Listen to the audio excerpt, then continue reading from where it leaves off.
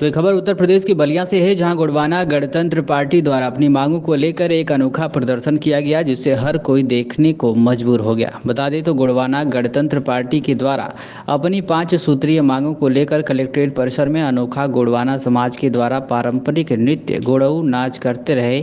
तभी नगर मजिस्ट्रेट ने वहां पहुंचकर गोंडवाना गणतंत्र पार्टी के राष्ट्रीय सचिव अरविंद गौड़ ने मांगों का ज्ञापन सौंपा और कहा कि 9 अगस्त विश्व आदिवासी दिवस पर राष्ट्रीय अवकाश घोषित किया जाए।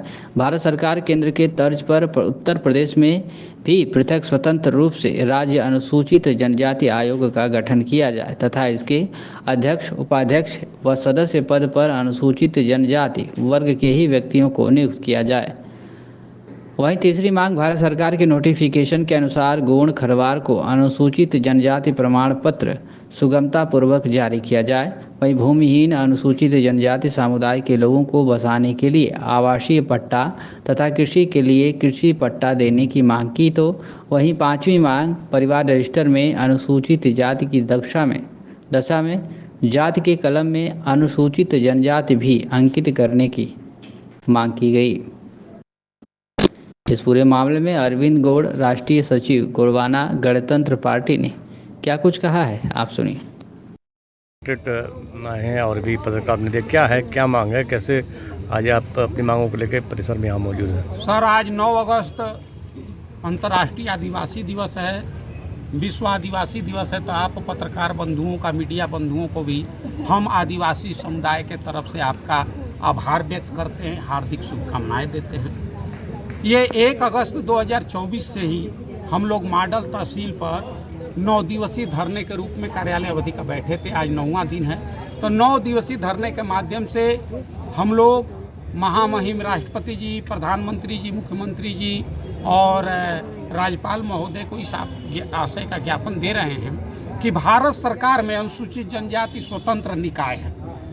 उसी तरह उत्तर प्रदेश में अभी तक स्वतंत्र रूप से अनुसूचित जनजाति आयोग का गठन नहीं हुआ है, तो अनुसूचित जनजाति आयोग का गठन किया जाए और उसके अध्यक्ष, उपाध्यक्ष और सदस्य पद पर अनुसूचित जनजाति वर्ग के लोगों को बैठाया जाए, नियुक्त किया जाए, ताकि इनके साथ अन्याय न हो, इनके संवैधानिक अधिकारों की रक्षा हो, इनके साथ उत्पीड़न न हो।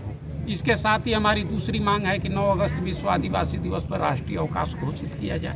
तीसरा है कि जैसा कि मुख्यमंत्री जी अभी पिछले दिनों मंडल अधिकारी समीक्षा बैठक में उन्होंने खुद कहा, उनके मुख्यमंत्री जी के ऑफिशियल ट्विटर हैंडल से भी संचालित है वो ट्विटर पे, कि जाति प्रमाण पत्र के लिए किसी को परेशान न किया जाए। भारत सरकार के नोटिफिकेशन के अनुसार अनुसूचित जनजाति का प्रमाण पत्र जारी किया जाए और इसके साथ ही गोंड जाति का प्रमाण पत्र जारी करने पर विशेष ख्याल रखा जाए, ध्यान दिया जाए। लेकिन उसका भी अनुपालन नहीं कर रहे हैं। तो हम आपके माध्यम से कहना चाहते हैं कि जब मुख्यमंत्री जी के आदेश निर्देश का अनुपालन नहीं हो पा रहा है और वो अपने आदेश निर्देश का अनुपालन नहीं करा पा रहे हैं, तो मुख्यमंत्री जी खुद ही अक्षम साबित हो रहे हैं।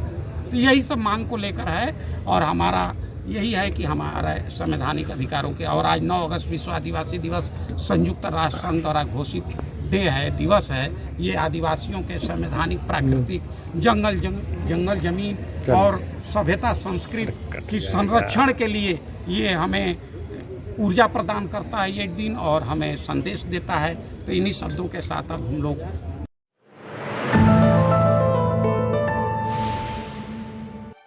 India is a nation on the move.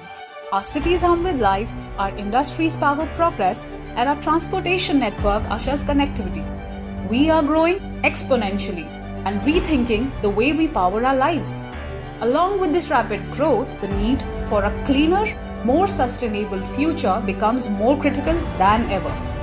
And at the forefront of this change is the groundbreaking initiative by the government, National Green Hydrogen Mission, which was launched in January 2023 with an outlay of Rs 19,744 crores up to financial year 2029 and 30.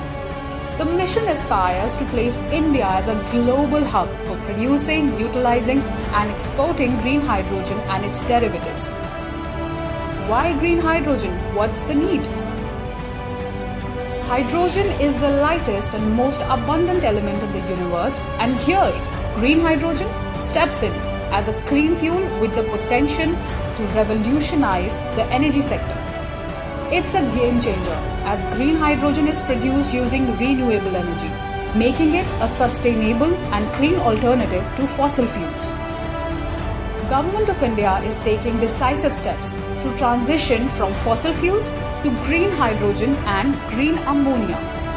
Responding to an escalating demand, annual allocation for green ammonia production has recently been increased by the government from 5,50,000 to 7,50,000 tons per annum. The National Green Hydrogen Mission is a collaborative effort. The government supports public-private partnership framework for research, development and pilot projects, fostering innovation and creating a robust green hydrogen ecosystem. Recognizing crucial role of green ammonia in fertilizer sector, the government has introduced Site Program Component Second. By 2030, the mission envisions a 5 million metric ton annual green hydrogen production capacity. This translates to cleaner air, reduced reliance on imported fuels. Further, we are here also talking about over 6 lakh new jobs across the entire green hydrogen industry, with investments exceeding a staggering 8 lakh crore rupees, fueling this green revolution. India's commitment to net zero by 2070 hinges on initiative like National Green Hydrogen Mission. It's a roadmap to a sustainable future where clean energy empowers a healthier and more prosperous nation.